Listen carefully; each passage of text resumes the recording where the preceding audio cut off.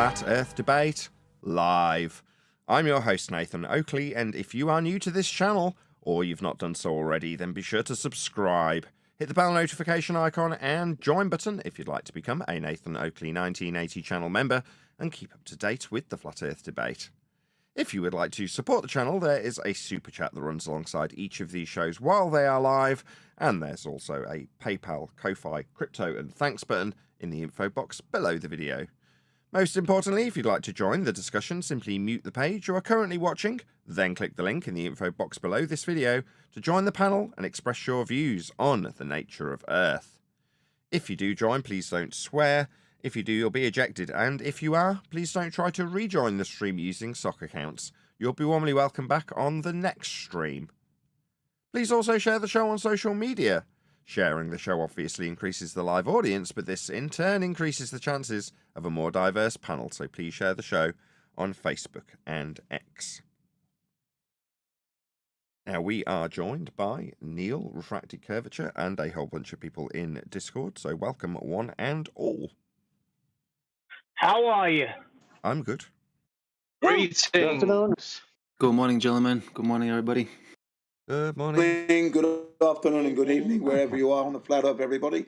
Keep the good standard up, by the way, Nathan. Keep the standard up because people are complaining that you're too good.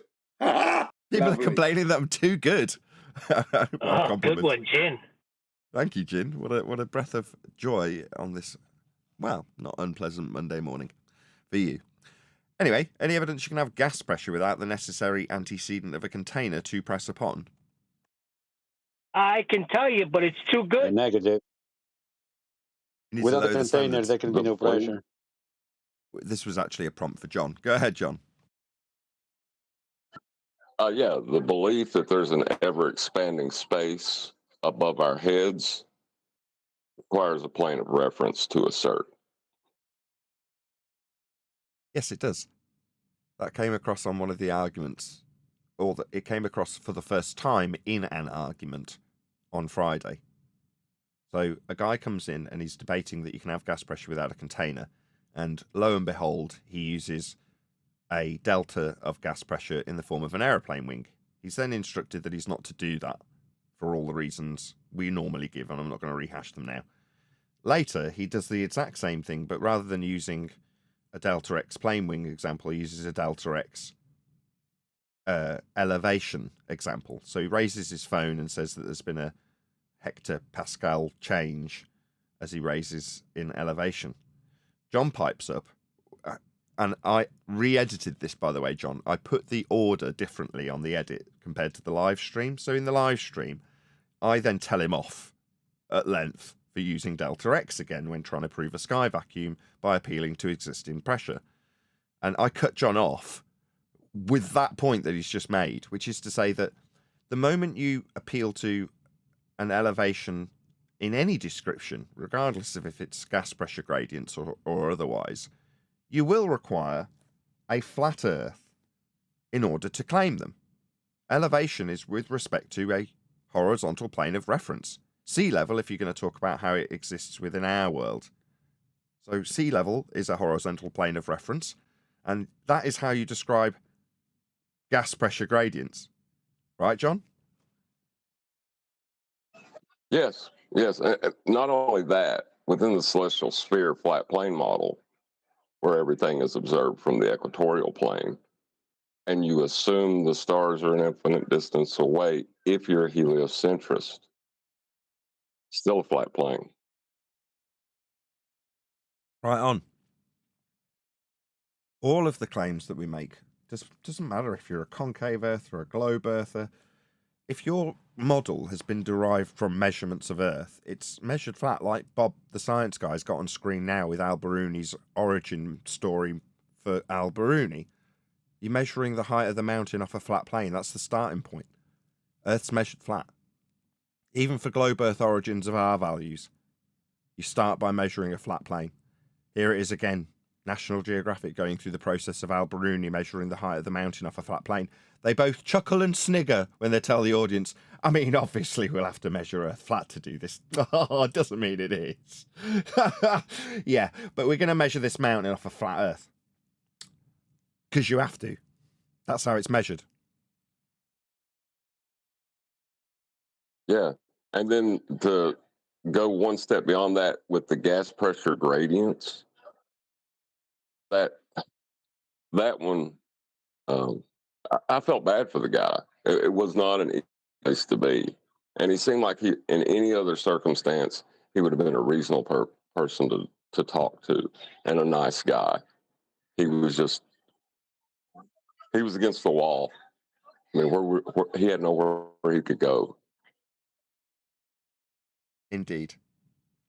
We've got another Mark Sargent video to cover. We did cover one last week, but after I can't remember if I directly shared it with Mark or he just got in touch with me off the back of us covering him. I think he proactively responded, if that makes sense. So he was like, "Thanks for covering that video. Here's another one." Now, just by chance, I had actually watched about 10 minutes of this almost hour-long video that Mark's got on his channel. I don't think I watched it on Mark's channel, though. I'd normally have given it... I don't think I did, because I'd have given it a like.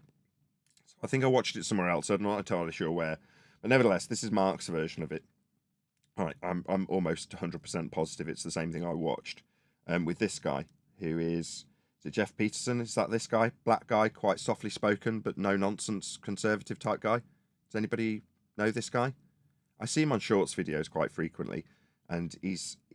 I like him, actually. From what I don't know the guy very well. Like I say, I've only seen a few shorts videos with him featuring in them. And what he'll do is he'll take somebody with a crazy, outlandish position and be, I'm going to say offensive. That is not his intention.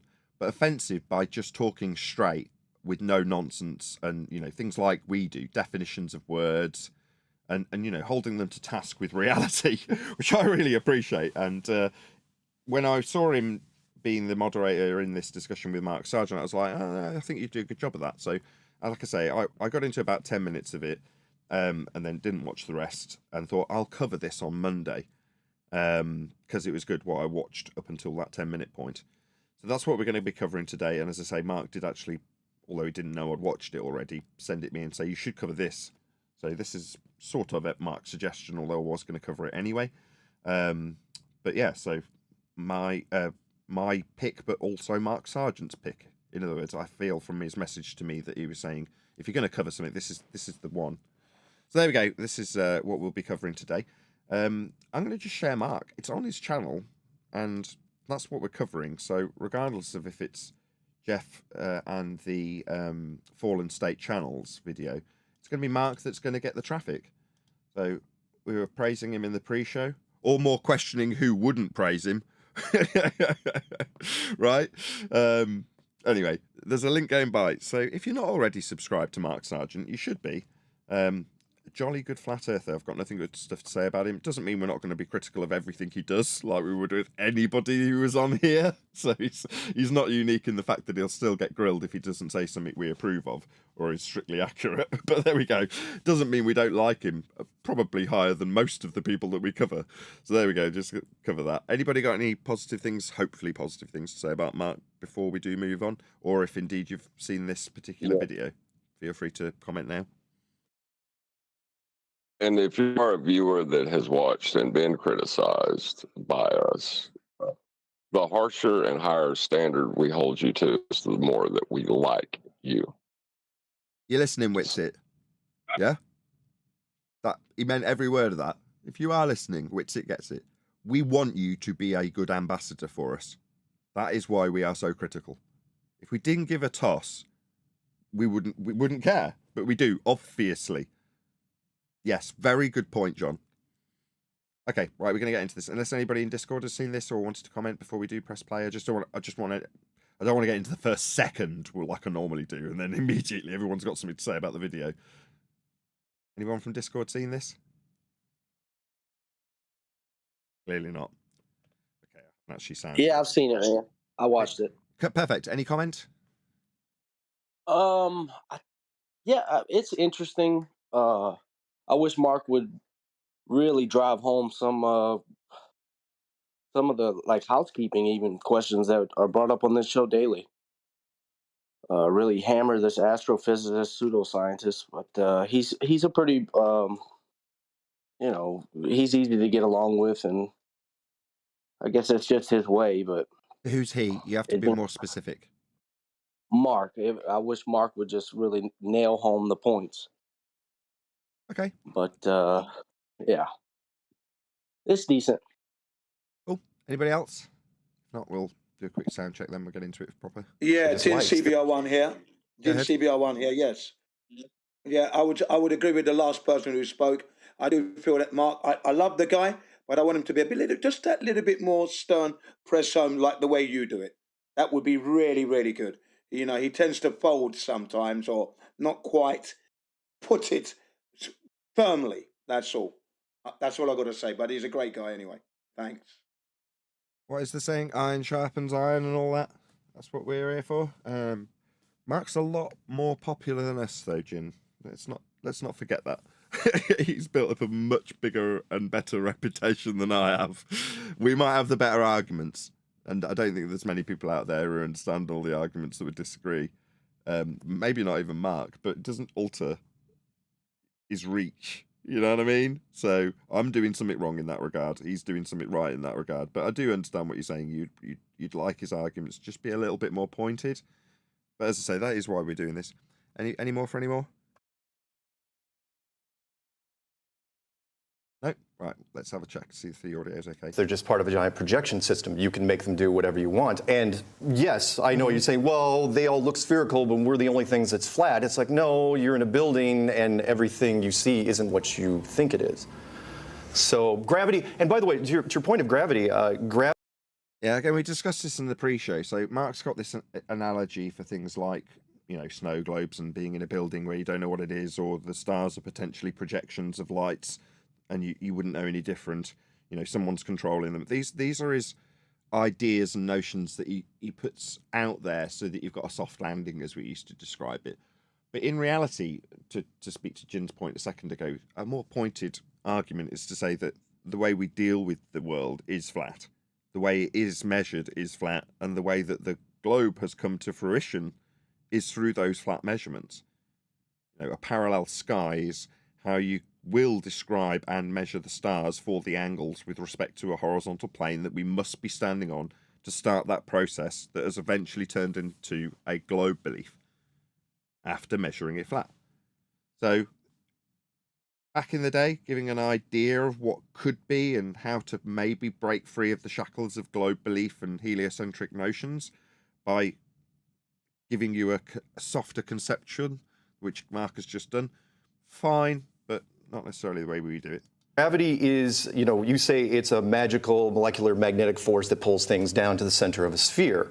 No, I don't say that. Well, okay. What do you mean you don't say that? I mean, at first I felt like critiquing Mark for saying you've phrased that in a way that makes it seem like it's his claim specifically, but it is. If he's arguing for a globe, there is a globe rhetoric. Now, there are two types of gravity, Einsteinian and Newtonian. Now, when he says, I don't, is it because what you're going to, at a later stage in this debate, convolute which position you'll actually take, depending on what the argument is? Because that is how it actually gets positioned for your heliocentric religion, for a concept of gravity in a fourth dimension, or a force of gravity in Newtonian physics, debunked 109 years ago by Einsteinian fourth-dimensional pseudo-Riemannian space-time bending, neither of which do anything in physical reality. There is no force, it's been debunked, and there is no pseudo-force-based geometry in physical reality. It's a geometry, a conception invented by Einstein that doesn't exist in physical terms. Go ahead. Yeah, and the belief that gravity is a force is most certainly what every baller will tell you if you ask. Is only after they are challenged that they'll concede and say, oh, it's a pseudo force. But as a force, it is only applicable on an inertial flat Earth. So it's a belief about a flat Earth is what that breaks down to. Most of mainstream science. I mean, even the most public of mainstream science, Neil deGrasse Tyson, even he says, no, we can't tell you what gravity is. We can only tell you what it does. We can only tell you the symptoms of it. And so they say, oh yeah, it's a force that pulls things down to the center of a globe. And we say, well, it's a force that pulls things down to, a flat surface. No, we don't say it's a force that pulls things down to a flat surface, because it isn't. There isn't really a force of gravity at all, end quote, Professor Brian Cox. Currently, it's a pseudo-Riemannian bent fourth-dimensional space-time in a mathematics invented by a man named Einstein to overcome the fact that it's not a force. And when you try and ascribe a force to motions, you end up reifying all vectors as downward vectors, so you can ascribe a force to the things that do fall through air in a downward vector. But what about the air itself? That's certainly not massless in their vocabulary of this mass attracting mass or fourth dimensional pseudo-Riemannian space-time bending. You still got to account for what the air does, and it doesn't go down, go boom boom, go splash splash. Gas expands in all directions to fill whatever volume it's got, overcoming the notion that mass attracts mass. The gas that we breathe defies that at its base level. It's unbonded. It is not attracted to each other. It's not attracted to the ground. It's not attracted to anything. It's unbonded, moving in all directions, and has elastic collisions, undermining and defeating all Newtonian claims in principle when it comes to motion. The laws of motion of Newton were not right. Who was that? Richard Feynman? Well, that is true. Yes. That is true that they're not right. They are a belief, but it's because they don't comport with the measurement. They're only valid on an inertial plane. That's a flat, non-rotating, stationary Earth. Okay, I'll buy it. So to ascribe the incorrect descriptions of Newton, you still need a flat Earth to do it. Yes. Yeah. The belief that there is a downward force requires Earth to be a flat plane. Yeah, all roads lead to a flat Earth. Mm-hmm. And let me clarify here, because there's some people are going to say, what is the flat Earth? And would you mind, Kelly? Can I see the models real quick? We're shown this when we're 6 years old, and this is the ball, and it's that's the Earth, the round Earth. Yeah, exactly. Spherical Earth spinning at 1,000 miles an hour, going around the sun at 50, 60,000 miles an hour, and the whole solar system is going sideways at 500,000 miles an hour, and so on and so on. What's interesting, though, is, and this would be more or less a representation of the flat Earth, a self-contained system roughly the same size. But here's the big difference. This can't exist on its own. It uses a huge support system to... You just introduced the false dichotomy. That globe is only taking the celestial sphere, which is a flat plane model, and taking those points on the ground and placing them in the positions the stars would be from somebody from the inertial plane. So that's still a flat Earth model. That globe thing that he's putting it up in false dichotomy with a projection of that globe. No. Yeah, Mark's using a flat Earth against a flat Earth, because when he holds up his spherical model, earlier we had the two Bob the Science Guy and National Geographic showing how Al Biruni got his H value for the height of the mountain off a flat plane with trig and triangles. Well, now we've got on screen his derivation of the R value after acquiring height. So from B to A, I'll just highlight it with my mouse for the audience's benefit, from here to here is the measurement that they acquired with those two diagrams we showed previously at the beginning of the show. Well, that height off a flat plane parallel with eye level has been removed. It's what was used to get this measurement, and it runs parallel with eye level in order to make this calculation and derivation, inferring that the point surface level, which you measured to get the height, is now fallen away when you rise above it. That is to say, the differential between surface level, which was measured for height, and eye level when you raise up the height that you now have a value for off a flat plane, can be inferred to be a dip with reference to a curved ground. Hold on, you just measured it flat. In other words, the sphere R value to hold up a little rubber globe requires Al-Biruni in this R value derivation measure a flat Earth and then violate the principle of the measurement by curving the ground he just measured flat to give the R value, to give the model. Ergo, the globe for the R derivation is, in its origins, a flat Earth basis. It has a flat Earth measurement and then a globe Earth calculation derived from that measurement, which employs eye level and surface level being parallel with one another.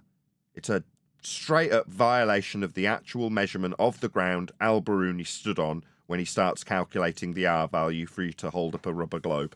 They're both flat Earth models.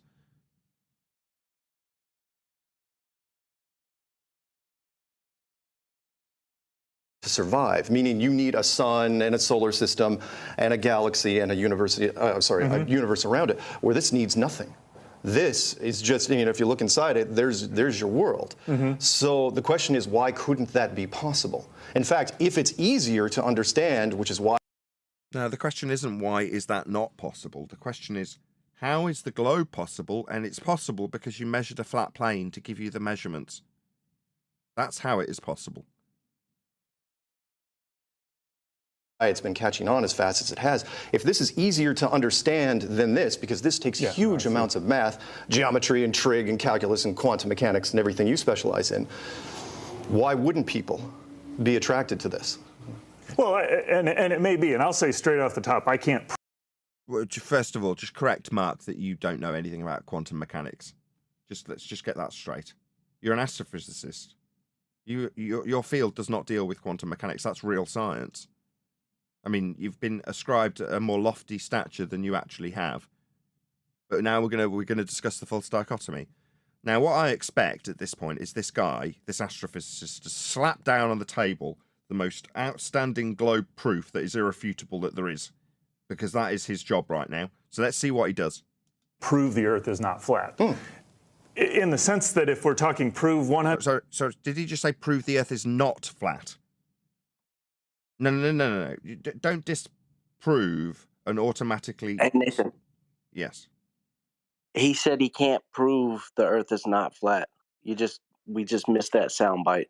Oh, did I mishear him? Yes, if you go back and listen, he'll say... Be attracted to this. Prove... Well, and it may be, and I'll say straight off the top, I can't prove the Earth is not flat. In the... Wow, I take it all back. Well caught, just Bill.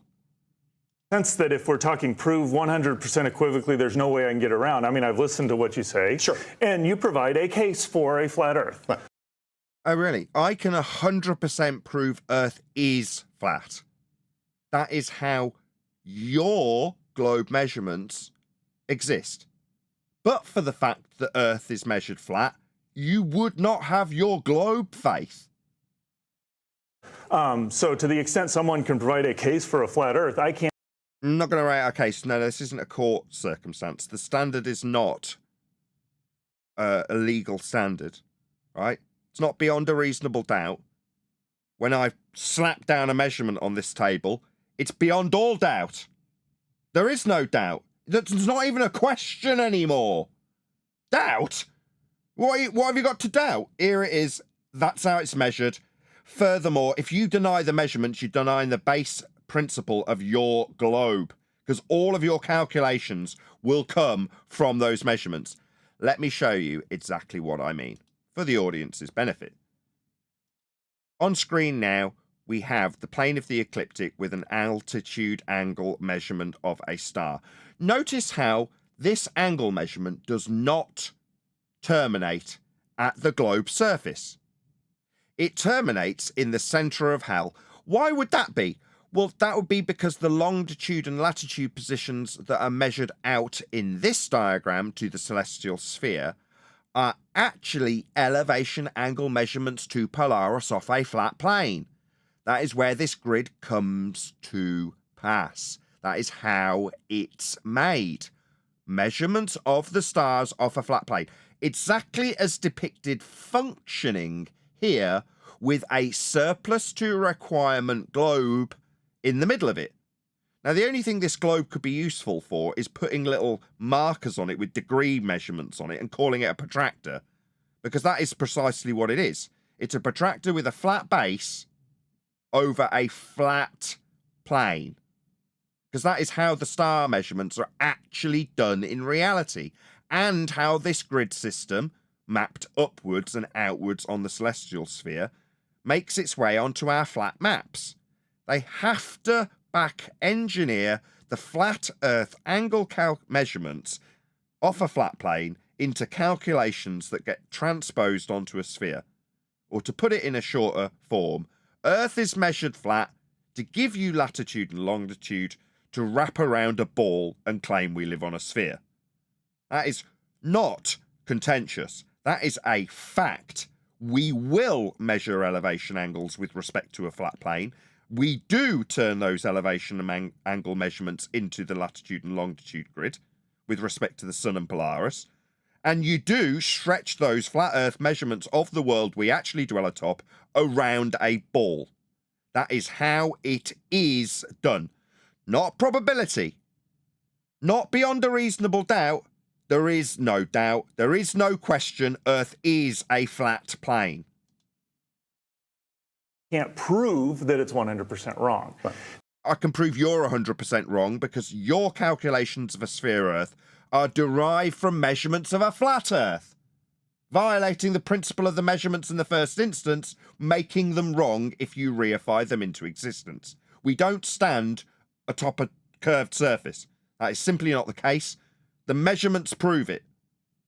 Now, this is the challenge I have, or why I wrestle strongly with it, is that one, there's a lot of data that personally I have, as well as scientifically I have, that just points to the Earth being round. I mean, you're not a scientist. Number one, don't lean on your scientific evidence when it isn't a cause and effect relationship backed by experiment. Flat? That's an aspect. You think that's a scientific category? This guy's a charlatan, a fraud, a pseudoscientist, a peddler of nonsense. Flat is not a scientific inquiry. Clown. There's, I would say, we've got pictures from... A picture's science? You just said science and you've rattled off an aspect, that's geometry, and now photography. Do you think this is science? What fraud. Going to the moon, and I know you dispute all of that. And so we're talking about very...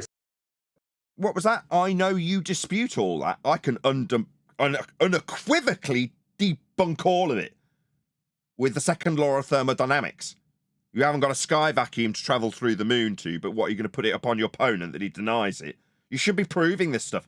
Notice at the beginning I said that he should be slapping on the table the best unequivocal globe measurement proof, whatever you want to call it, that there is, as that is his job in this arena. He can't do it. We can. We can prove beyond all doubt, as that's his standard. Not beyond a reasonable doubt, beyond all doubt. Earth is a flat plane. That's the standard that we can lay down here. Please share the show. 91 people watching, a little bit less than usual. We're laying it down. We're putting some smack on the table. Earth is flat. Nathan. Yes. Nathan, he is giving his best proof, Nathan. That's the problem. Yeah, this is his standard. You're right, Neil. His standard for proving a globe is telling Mark he can't 100% disprove it's flat. You should be. If you had 100% proof it was a sphere, that would unequivocally disprove it being flat, wouldn't it? You just don't have that. I do. I have the antidote to your lack of evidence, which is to say we can show how Earth's measured. And if you deny it, as I said earlier, you're denying the genesis of your globe faith in reification. There's things there. But there's a lot of things that the simplest explanation is that we're actually on a globe. Now,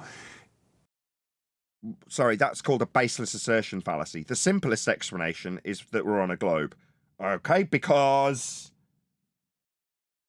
no, that's just the simplest because you were raised with that faith. So it's simpler in terms of societal terms only to comport with the religious belief you were on a sphere.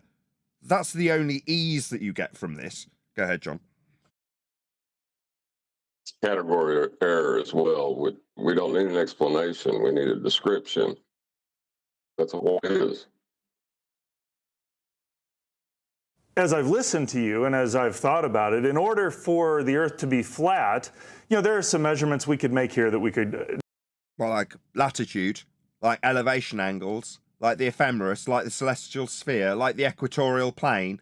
Earth is unequivocally measured flat. It's the basis of your globe faith. I'll keep saying it every time you say that we could take some measurements here and there. Yeah, they'll be flat for you to calculate your globe into existence. Dabble with, but there needs... What would they be? You could dabble with them. I just laid them down on the table 4 times in no uncertain terms. Latitude, the grid on the flat maps that need elevation angles to work flat. Yeah, they're all flat. That's how we navigate. That's how we've measured. That's how the grid system exists. Everything that we do is done with that flat plane of reference. Earth is a flat plane of reference. That's how we deal with it. What did you say? You could go to your measurements after you say it's just simplest to deal with it spherically. Well, then show us how easy it is to deal with it spherically. What you'll quickly find is you won't be. You'll be measuring it flat. To be some very high level of conspiracy conspiring against us. Why did we go from, I could be slapping down the table some globe measurements that disprove it's flat and are so simple to take it as spherical, but we're into the conspiracy, are we? So, globe believers, you should be ashamed. Yeah? This is your priest. This is an astrophysicist. And his argument to affirm your belief is to tell you about conspiracy. Me, I'm giving my audience, I'm giving them flat Earth measurements, I'm giving them flat Earth maps, I'm giving them flat Earth grid systems, I'm giving them flat planes of reference. That's what I'm giving them. And you're giving them conspiracy? It's absolutely pathetic. You should be despised by the people who look up to you, because this is the standard you've got. Well, on top of that, he's using a logical inference from Mark stating it's flat, right? What would be the implications to other things if it was flat? So astronauts would have to be lying. There's just no other way around it. They would have to be lying. That would be a conspiracy. That's where his mind's going right now. Yeah, he's a toss who's lying. Yeah, we can agree with him. Yeah, they are lying. They've never been to a sky vacuum. They're claiming to have been to a place that doesn't exist, that violates the second law of thermodynamics, gas dispersion. The gas we're all breathing at high pressure would disperse into that area. If it were real, they've never been into an area that gas would be dispersing into. To look back at the high pressure gas as a blue marble, that's total nonsense. So they are liars. But we don't need to lean on that. We can just show how Earth is measured flat, undoing all claims of a globe, because the measurements are the basis of the globe. And they're flat measurements. To make all of that true. And you've admitted you're a conspiracy. No, I am a conspiracy guy. Oh, yeah, I love them. And so you've admitted there's some high level of conspiracy. Yeah. Just in the people I've worked with, I find it very hard to have that level of conspiracy that holds together coherently. So you'll lean on that. Why aren't you slapping on the table some globe evidence? Why aren't you undermining what Mark's got to say at its very core, conspiratorial or otherwise, with some just flat-out globe evidence? Because then it wouldn't matter what Mark said about a conspiracy, would it? Oh, there's a conspiracy to prove it's a globe. No, that's how it's measured. Here you go. But it isn't. Go ahead, John. I just realized I'm sorry, I was wrong. In his mind right now, he's thinking, if it's not a ball, then cell phones don't work the way we think they do, and technology as we know it is also a lie. That's where he's at. He's not. It wasn't what I was giving him credit for. He's thinking that everyone in science is lying if it's a ball. That's what he's saying. Right, because he, unlike us, doesn't appreciate that even himself as a pseudoscience astrophysicist is in the category of the pseudoscientists who would be lying. well, the moment they claim they've got science and haven't adhered to the scientific method, they are automatically pseudoscientists and therefore lying if they continue to say that they're scientists after being informed that they're not adhering to the method that would make them scientists. Now, he doesn't know that, so you can't call him a liar. He's ignorant of the fact that he is a pseudoscientist. Now, when he, in your estimation, is of the ilk to believe that therefore everything's going to be a lie, that's his bloody concern. Like I say to the fundies who come here that start asking me questions about why would they lie, I don't care. Once I show you how Earth is measured, all bets are off as far as I'm concerned. Your concerns become your own, not somehow some problem I've got to solve as a flat earther because you're yet unconvinced of the nature of Earth based on my conspiracy arguments. Because I don't have them anymore. I don't need to lean on anything beyond the measurements of Earth that you use for a globe, and they are flat. That's it. I think I'll give a toss what you concern yourself with about astronauts and their lies. No. Those are your concerns now, aren't they, son? Not mine. And if you're listening as an audience member and thinking, but why would they lie, but why would they lie? I must ask this flat earther, why would they lie? You can ask me. I'll tell you to sod off and I don't care. And it's not interesting or relevant. Because it isn't. Yeah, they are lying, but it doesn't matter. It's measured flat. Makes no difference what people do or what they were motivated by to do it. Who cares? It's measured flat. Yeah, and that's exactly right. To appeal to whether people are telling the truth or not, it's like I said, it's a red herring away from the actual topic, because the topic is an objective fact. Is it true or is it false? That's the only places you can go with it. Not is it a true or is it a lie? But he's trying to employ an all or nothing fallacy so that when one thing that he believes is true, everything he believes will be true. Exactly. And that's where he's kind of pinned his flag. If I can show that it wouldn't be possible for everyone at NASA to be in on a lie about flat Earth, Earth is not flat, and therefore I retain my sphere reification based on flat Earth measurements. Coherently. I've tried to have parties for people, and it's very hard, even for a short period of time, to keep the party quiet. Sure. And those are people who really want it to happen. So I just struggle, to have a global conspiracy of that level is hard. But even deeper, and this is, coming at it from a Christian, I find something more troubling, is that if indeed that we live on a flat Earth, that the creator or whoever's put this in place has done things in a way to hide reality. Sure. And I could deal with humans are weird, humans are... So what? God has hidden certain aspects of reality if Earth is flat. This is pure projection. Go on, Neil. I'm saying, what is he talking about? How would that be hiding reality?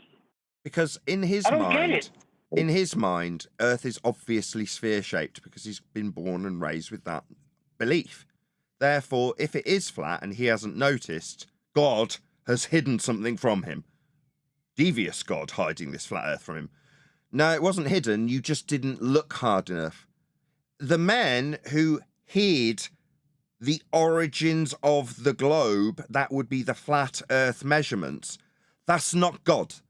Gods didn't hide the origins of your globe faith. That would be the flat Earth measurements. That isn't God. It's men. Men are evil. Humans want to hide things. I can do that. A creator... Yeah, men can do that, and they have. They've hidden the origins of your globe faith from you. Here they are on screen. The elevation angle measurements to the stars with respect to the flat Earth we dwell atop. The function of all maps, models, and indeed the globe relies on us being capable of measuring Earth flat for these angle acquisitions of stars and sun for mapping.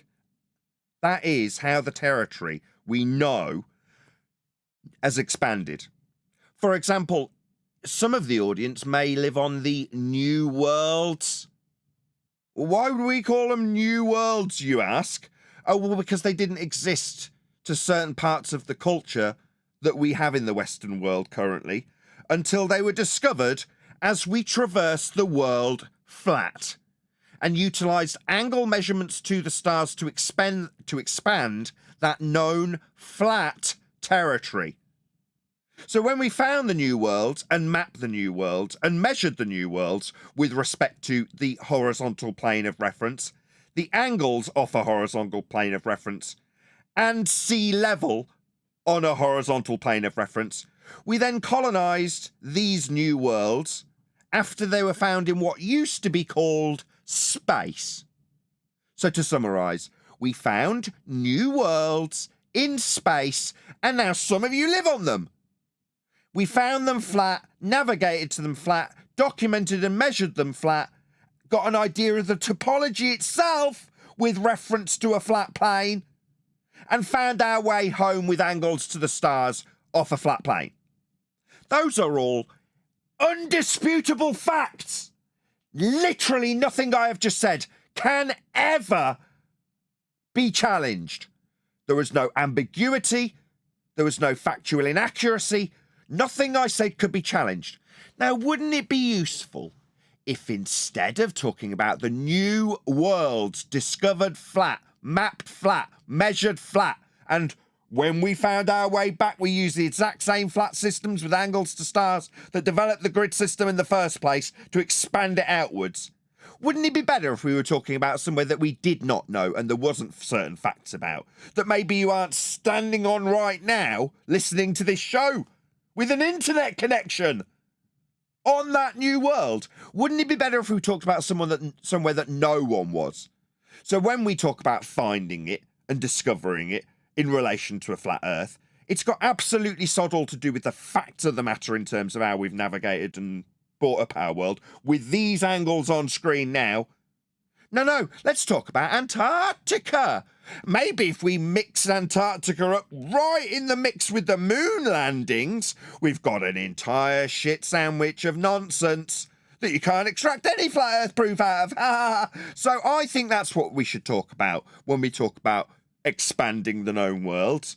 Let's speculate indefinitely about a place that none of us have ever been. I've spoken to one person in my entire flat Earth career who spent 18 months in Antarctica. And all he had to really prove was there wasn't a 24-hour sun down there. That was his testimony in its usefulness. Why would we find any use in this ice-ridden world that we're led to believe is either an island at the bottom of a globe that doesn't exist after measuring Earth flat, or an ice wall, according to the feast of nonsense wrapped around us that none of us have proven to be true? We shouldn't.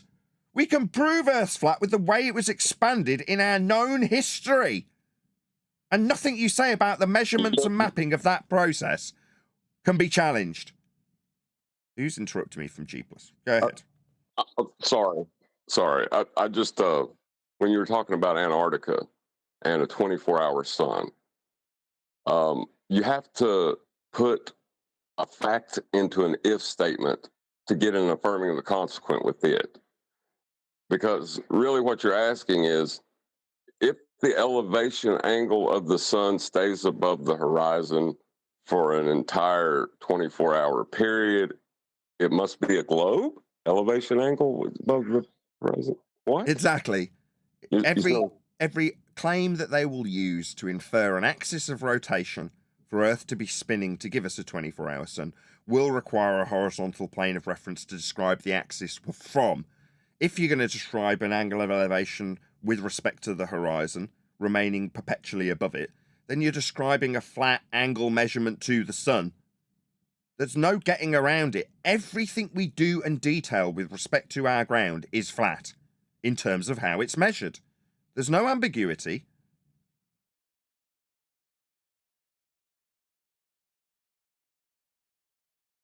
Who both wants to know us but hides himself at that level is really difficult for me to wrap my mind around. I have heard this before, and that is, are you saying that God is being deceptive? Because if God is all good and all powerful, can he also be deceptive in this case? Would he be? Is it a trick? Because, you know, if it's a trick, we're talking about somebody else.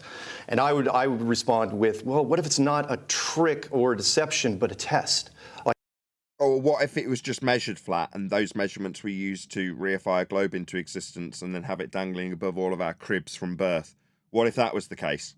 Because the measurements of that globe came from the flat Earth measurements I'm now going to tell you about, with latitude, longitude, mapping, grid systems, navigation, sea level, everything you could ever use to move around the ground and discover new worlds in space, which we have, and some of you live on them. Like a puzzle to be solved more than anything else. It's something, and let me answer your first part, which is, can a conspiracy be this big? I'm not saying, like, for example, 99. It's not. What? No, that's wrong. He's wrong. I'm sorry, Mark. It's the conspiracy. You could apply that to NASA, and that's about it, as far as what you can prove. But it's not something is true or it's a lie. That's a false dichotomy. It's true or false. Now, something can be wrong and not be a lie. Why has nobody addressed that? Maybe we're just wrong as a Western civilization, right?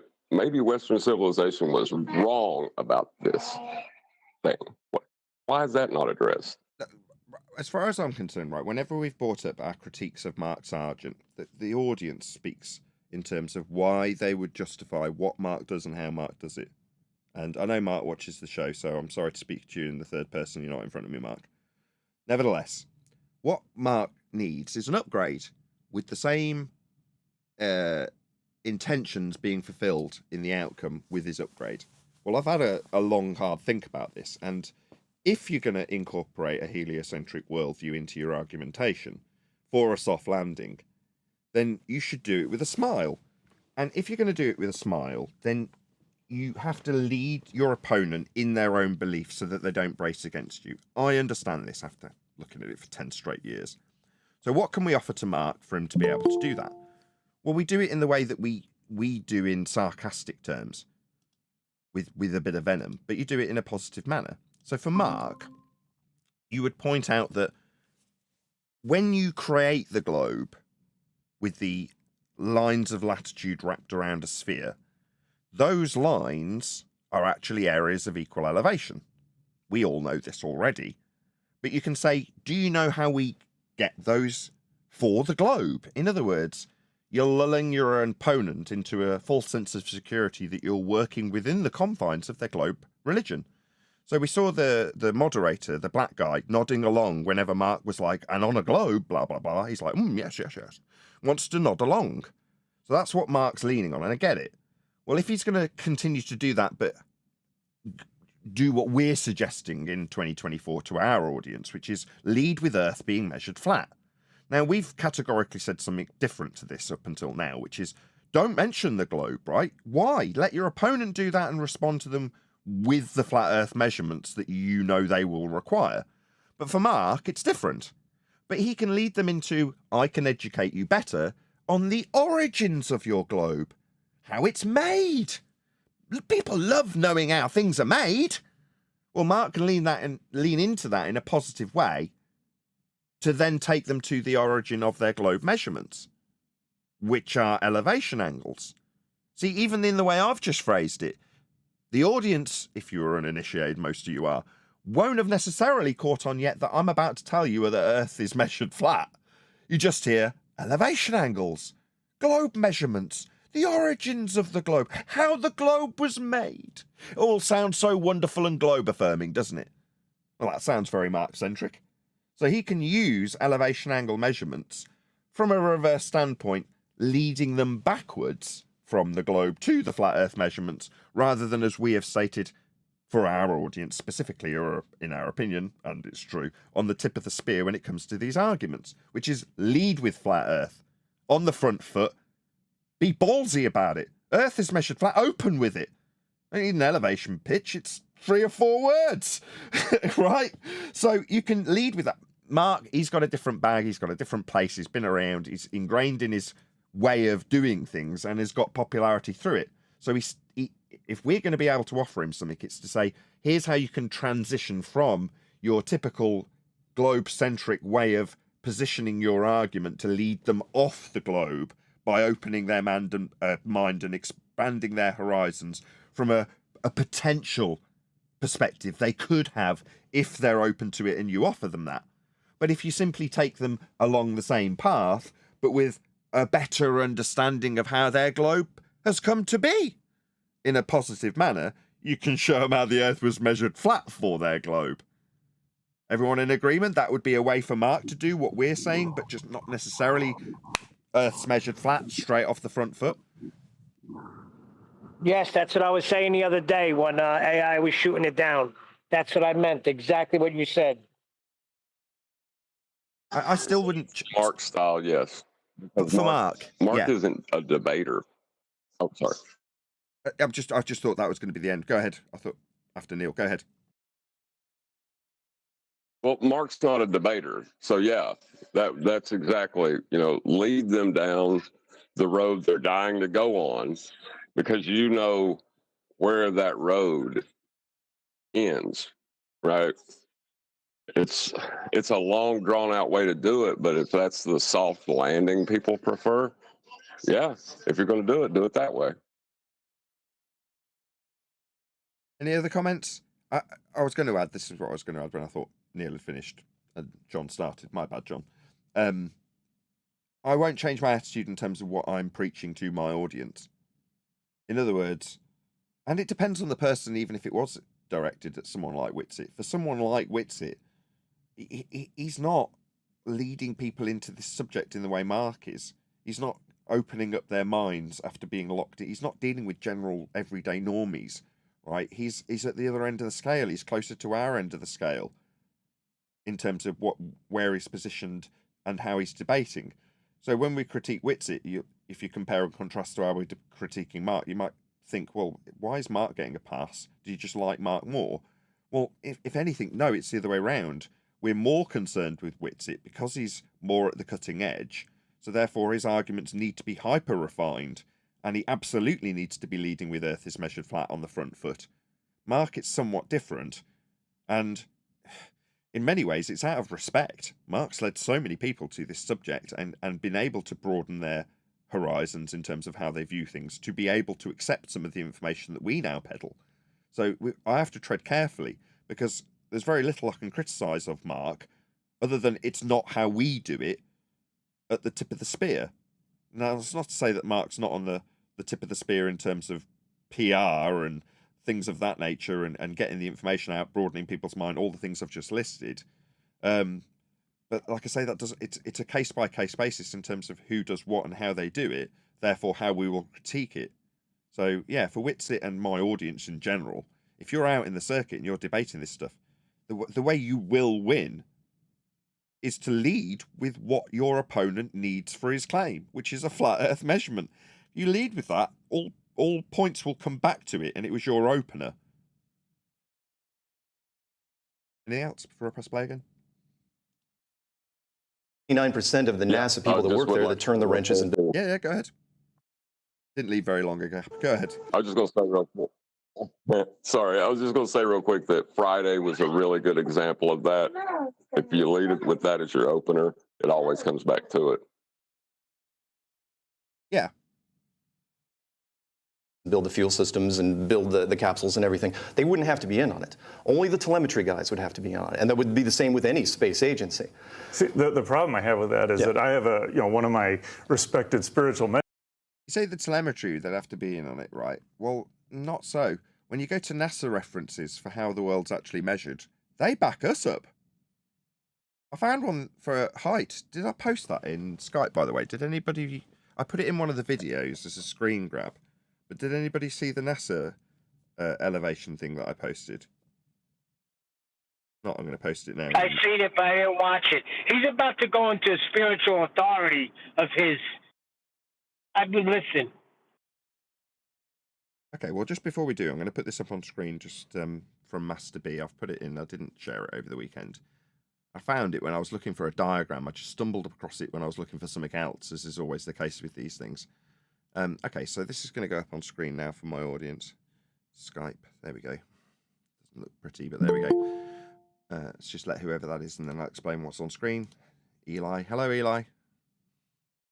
Hello, good morning. Good morning, good morning. Okay, so on screen now, we've got graphical maximum altitude depiction with explanation, with a kite as the example and an elevation angle measurement with respect to a horizontal plane of reference with 90 degrees below the zenith position of the kite. This is from NASA. So when it comes to backing up stuff with references, I often find that it's not the telemetry guys at NASA having to lie. They don't lie. They tell you Earth's flat.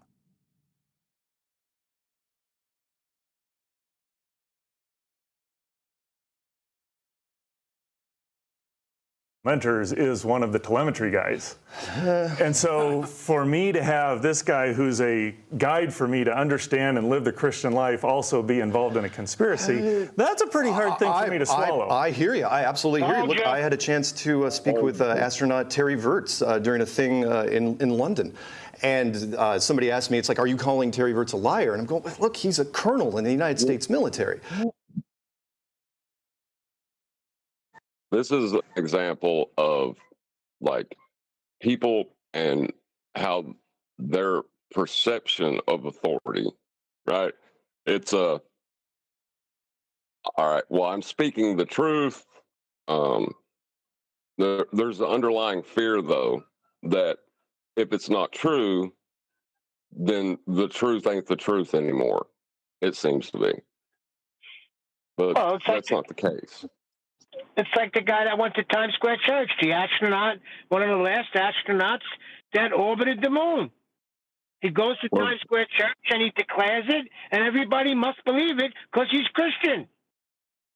Well, if I'm right, this what Mark Sargent is doing here is like a tactic to relate to the viewer, the person he's speaking to, by telling him, look, I know how you feel. That's how I felt when because I knew this astronaut. But let me tell you what I found. And that's a good way to disarm people. What is? Right on. What is? Summarize. Because what I'm saying is, in this instance, though, Mark Sargent is just trying to relate to the guy so that he can make his point. But we didn't finish the clip exactly yet, so let's see what he says. He follows, it's a full bird colonel. He follows orders and he does what he's told, even if he objects to whatever is happening there. Now, I can't speak to your friend. I don't know what aspect of telemetry he's in, but yes. He works at flight navigation throughout the solar system. How do we communicate with satellites that are out there? He's very heavy into that. He would be very. Need to do a quick plug. Please can one of the moderators dig out a link to Brian's Logic's latest 2 videos on how GPS and satellite communication works with a flat Earth and how it cannot possibly work with a sphere. He shows how it's measured like we're describing angle measurements with respect to a plane of reference and how they're converted into a globe, undermining the principle of the measurements in the first place for satellites and GPS. It was an excellent breakdown by Brian. I love how he says, I'm going to keep this short. And then it's like an 18-minute video. Right at the start, he says, I'm going to keep this really short. You said how it could be done in a flat Earth. It can only be done in a flat Earth. Yeah, that's the conclusion. But if one of the mods can just share that in the live stream chat for Brian's, like, he's getting a lot of shout outs. And Brian's doing some great work at the moment, though. He's doing all the research I can't be bothered to do. So I just watch his video and then I understand it's marvelous. Thank you, Brian's Logic. If you're not subscribed to Brian's Logic and you're lazy like me but want to understand these arguments before anyone else, there's a good chance you'll get that information from Brian and be ahead of the show.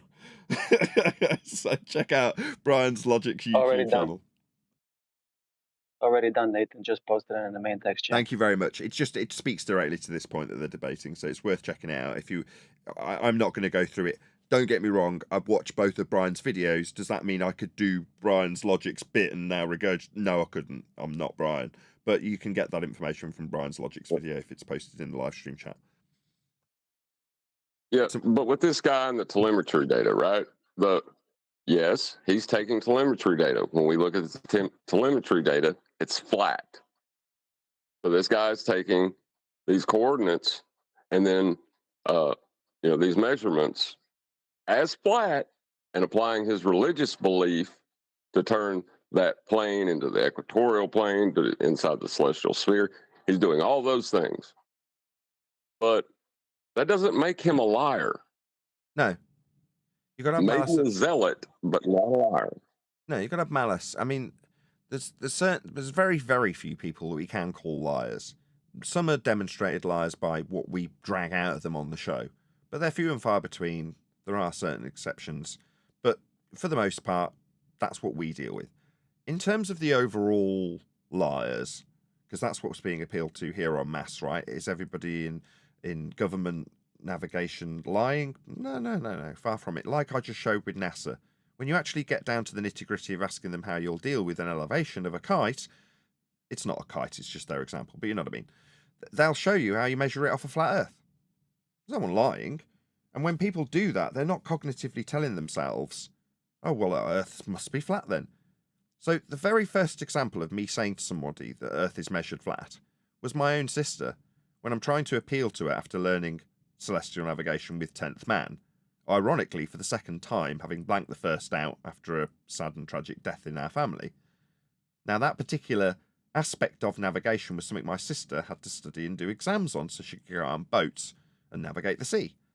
So when I broke it down to her, and she's nodding along with me and accepting unequivocally from her flat Earth sibling that Earth is being measured flat, there wasn't any argument, because it wasn't contentious.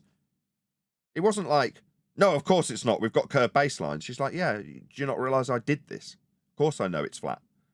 Now, she's saying that, and probably would have said the same thing, I can't remember, but whatever it was in 2001 or whatever, when she would be describing it to me, or my now deceased brother-in-law was describing it to me and showing me the boring process while I wasn't that interested. But they would have been showing me on flat maps with flat charts and, you know, how the flat process worked and describing it flat. Did they turn into flat earthers in No, neither of them did. In other words, it's very easy to describe Earth being measured flat without recognizing that undermines your entire religion of being on a globe. Now, just to exemplify this, if you've been in the flat Earth argument for more than, let's say, a year, at some stage, you will have had an opponent put it to you that they also measure Earth flat, but that's just because it's so big. Now, at the time, you may not have twigged that they have just undermined their entire worldview with the actual measurements that they are appealing to. But because they've got a justification that comes afterwards, they somehow Jedi mind trick their opponent into not appreciating that they've just had to measure Earth flat to make the rest of their claim. And then they've apologised for how spherical it isn't being measured in their globe Earth argument. Now, obviously, in the last 4 or 5 months, we've been going, oh my God, this happens all the time. Like, in an argument now with globers, you have to stop them every 5 seconds and go, you'll need a flat Earth for that. Yeah, that'll be a flat plane of reference. Yeah, that'll be a flat Earth angle measurement. Yeah, that'll be a sea level that you can't appeal to. Yeah, that'll be a height you can't get off a globe. We're doing it all the time. So it's so ingrained in us that we will deal with Earth how it's dealt with, that's flat, but never recognise that that undermines the globe religion we all were born with. No one recognised it until now. That's what we're doing. That's what we're doing in 2024. Going, look, they measure it flat too. They just apologise for how globy it is and after the fact, and no one notices. Every time you hear a globe head say sea level, that is a horizontal plane of reference. They use it all the time. Every time you hear them say latitude, that is a flat Earth measurement. It's in fact the origin of all mapping and territorial claims, regardless of after the fact calculations into various model shapes. That it is the flat Earth origin of everything. We just never noticed, even when they told us how flat they were measuring it. Isn't it weird how they got away with it? Very weird. And they have to. But the point is they can't do it any other way. The point is I'll have to round this out. I've obviously gone on too long. Bring it back to the actual point. When you suggest that somebody's lying, no, there's a good chance they'll also tell you how flat it is. They just won't twig. That means they're not lying. And in fact, when they disseminate the information to you, they're disseminating it flat, and nobody's any the wiser that it isn't a globe when they do it. No lies needed. Right. Yep. The measure is to know. So I know it's flat. I measure it flat. But we know it's not flat. No. You just measured it. It's flat. You can't turn around and say it's not. You just measured it. You know it's flat. So why are you trying to put it in the if statement to disprove it? Close to. Let me ask you something about your flat Earth thing. Yeah. So are you saying that the Earth is in here, and we're surrounded with this? It's almost, yeah. And so the Earth is in there. Yep. And are we in there too? Yes. Everything's in there. The sun. So we're not on the outside of this. There doesn't have to be anything on the outside of this. That's the other thing which is so hard for people to break out, and that is there doesn't have to be space. A lot of people say, well, is that just floating in space? And it's like, who says there has to be space? Because if space is simulated in there, like it is in a planetarium, there doesn't have to be. The space isn't being simulated. Outer space is a sky vacuum, and it can't be simulated. You can't have gas pressure without a container. Shout out to Brian Bender, who says, I debated T-jump, and when I asked him, how can we achieve a vacuum chamber on Earth? The first thing he said was, we need a container. I said, of course we do. Welcome to Flat Earth. Love it. Thank you for the super chat. 112. Go ahead. The concept that there is a space. The concept that there is a space, right? That was my first point of the show. The concept that there is a space to talk about comes from the celestial sphere flat plane model, that the stars are an infinite distance away, which would require an infinite amount of space between you and them, or near infinite for the ballers. But that belief requires Earth to be flat. Right on. To be anything outside. I mean, it could be, biblical side, could be God's footstool. So you're saying that this is not floating in space somewhere? No. It could be somewhere. I get what you're saying. He's obviously done a quick googly search and found images of a pizza pie in a sky vacuum. So it's like, this isn't floating in space. No. Space is a violation of the second law of thermodynamics. This is the first thing you've asked, and the only time you've piped up, and you're the only person I recognise from these debates so far that we've critiqued. We've done loads of them, so to actually see a familiar face is quite nice. Nevertheless, it's the first time you've piped up, and you're asking if his tin, representative of a, let's call it a pizza pie in a sky vacuum, isn't floating in space, when space is a second law of thermodynamics violation. You're breathing high pressure gas. That would require something to contain it, to be at high pressure. Like your tyre on your car, if it's even got the tiniest of hole in, the gas will equalise with the available volume or surrounding gas pressure, which must be in containment. To be in a pressurised system, we can't have a 10 to the minus 17 torr sky vacuum to travel through to the moon and look back at high pressure gas not expanding into that volume. That's a straight up violation of the second law of thermodynamics. So as for, is flat Earth in a sky vacuum? Yeah, it's the way the controlled opposition have put the narrative into the mind's eye of the public to make it easier to overcome when they're lying about using an Earth that's measured flat to reify into a sphere-shaped world in a sky vacuum. For you to then ask if the flat world is in a sky vacuum, definitely not. It's a violation of natural law. Second law of thermodynamics. Gas fills space, and we're breathing the stuff. Saying this is the sum total of reality. It could be the sum total of our reality as we know it. No, fair. Go on. The pizza pie in a sky vacuum is actually, if you look mathematically at what they present, what heliocentrists are saying.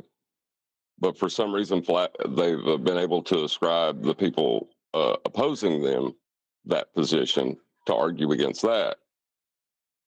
Okay, so their mathematics uses a flat plane angle measurements to assert this space that the flat plane will be traveling through now. It's an absurdity. Yeah, they're hijacking a flat Earth at every opportunity to describe an infinitely distant star field in the celestial sphere model. You've got an antipodal flat plane, north and south centric. That's to say, Polaris centric and whatever they're claiming the south is centric with. But those two systems are sandwiched antipodal in a model that has two flat planes, one on top of the other. That is actually their model, but they've created it as a one-sided with no antipodal positioning, and then they ask the flat earthers what's underneath.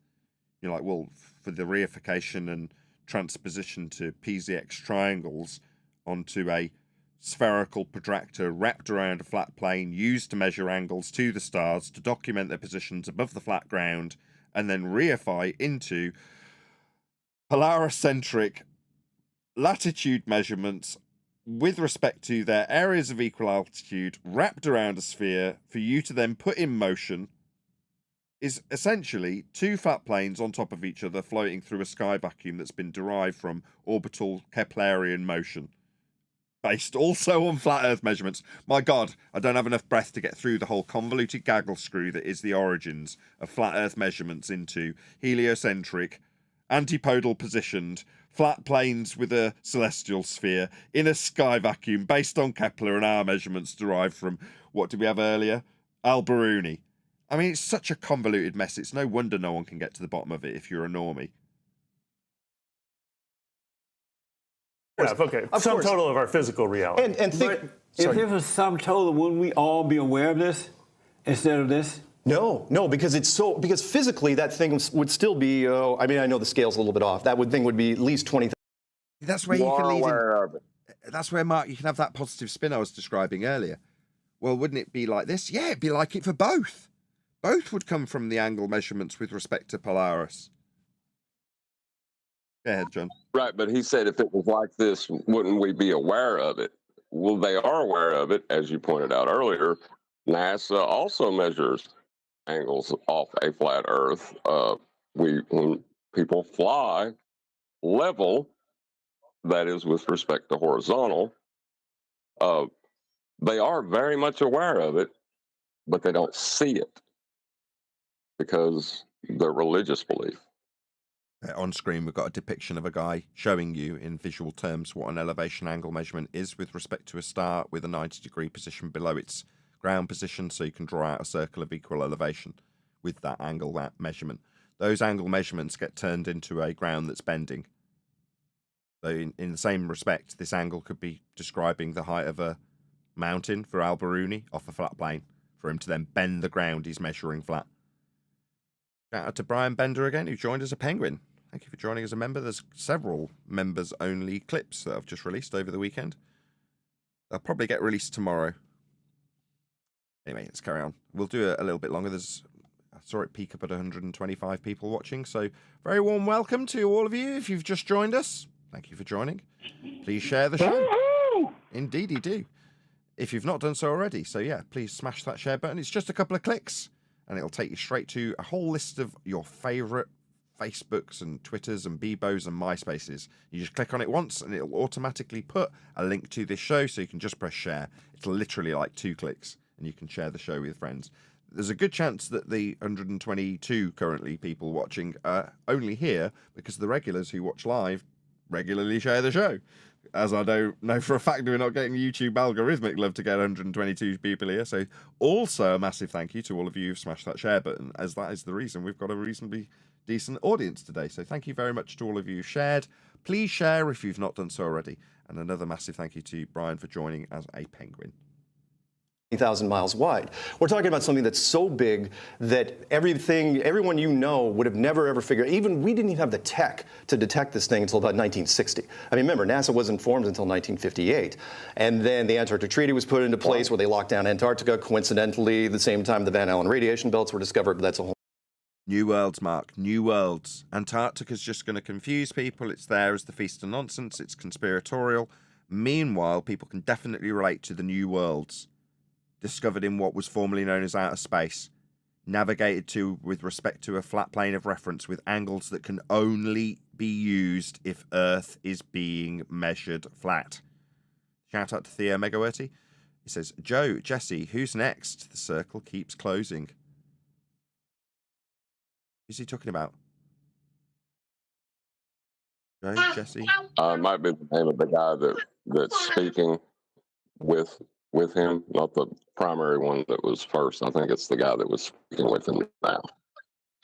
Okay, is the guy, the black guy, or the guy who's in opposition to Mark? The moderator, or maybe you can clarify, Theo. We don't know who you're talking about. I don't know any of these, other than Mark, I don't know any of these principals' names.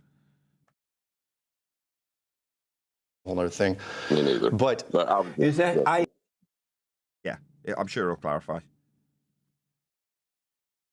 Around the edge of the Earth, on the inside? Oh. On the inside, the Antarctic coastline is the only continent that would not look anything like this. That is, Antarctica would be stretched around the entire outer edge. But the Antarctic coastline wouldn't be the edge of the world. There would be no cosmic waterfall. It would still go in.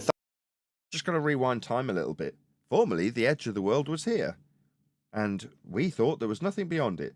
Then we went out sailing, and fortunately we had these stars that we could use off a flat Earth and their angles, so we could find our way back.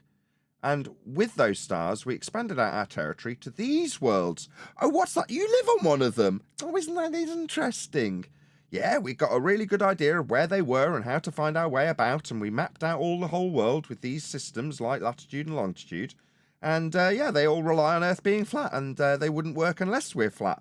So yeah. Oh, by the way, your globe came from all that as well. Yeah. They derived the spherical system off that flat system. It comes secondary to the measurements of Earth itself. Obviously, we've got to measure Earth, and obviously these flat maps, flat charts, flat systems, flat grids, flat elevation angle measurements, flat sea levels, they're all flat. That's how we measure it. And you're probably well aware of that and didn't even know it. Go on, John. But to introduce the Antarctica, right, in the way that it is being done, I fundamentally disagree with, because it isn't.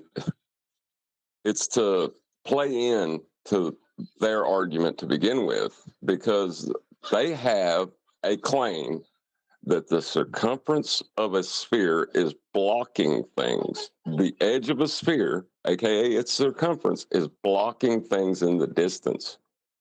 They have a positive claim about that. And then it's kind of pushing it onto us to ask us about our edge. I never claimed an edge, and I'm not going to, because I've never seen an edge, or I don't even know how to describe it. They have an edge. What are they talking about? They're talking about their edge projected onto us when they extract out a flat Earth elevation angle measurement, or dip. That would be a depression angle. When measuring heights of mountains, for example, they then infer that the flat world they measured to get heights falls away from them and creates an edge to block your view at the optical dissolution point. We've had to research, even though it's not part of anything we would claim. We're not claiming an edge. Nevertheless, they have an edge. They had boats falling over it right up until 2020 when we debunked it, at which point we then started pointing out that they were only asking us about an edge because their edge of a globe in the form of the horizon failed miserably. So it's far easier to start asking us why we're not falling off the edge of a pizza pie in a sky vacuum when that sky vacuum's come from flat Earth measurements. And in reality, their assertion of having infinitely distant stars is in respect to antipodal flat Earths with the celestial sphere wrapped around it. So they needed a weak-ass argument overcome, and they didn't have one, so they started asking us about our edge. Their edge was debunked in 2020. Black Swan. If Earth was a sphere with a radius of 3959 miles, derived from flat Earth measurements, then every distance to horizon could be no more than 1.2 times the square root of the observer's height in feet. That's their edge. Distance to horizon in the Black Swan is beyond the physical geometric limitations of an edge. Therefore, the horizon's not an edge. Earth's not a sphere, or it would have an edge. For boats to fall over and that. It doesn't. We debunked it in 2020. Thousands of miles. And again, that's what Admiral Byrd, the youngest admiral in the history of the Navy, he explored for the last 30 years of his career, from 1928 until his death in 1956, 1957, where he explored Antarctica. And then, like I say, Mark, new worlds. New worlds. You won't have to convince anybody of anything. They found the new worlds, navigated to them flat, out in space. That was the area out towards the horizon. utilized as a flat plane of reference for measurement with a tool called the sextant. Only possible if Earth is flat. You can lean on these things and no one will argue with you. There's no speculation. There's no conspiracy. There's no ambiguity. This is riddled. We call this feast of nonsense. And finally, they locked it down. But I got to address something real quick, because again, I know we have a ton of time, which is the biblical side of things. Because I read up in your biography, and I like it. I love the fact that you're trying to mesh in some way, shape, or form, science with religion. I think it's a lofty goal. Don't know if it's going to happen, but I know it's a great goal. I mean, you and I are on the same page with some of the stuff. Are you a Christian? I am a Christian. And you believe in God? Absolutely, I believe in God. In fact, one of the default things of believing in this is that it was created. Default. If you believe that the yeah, amen. I can't disagree with you there.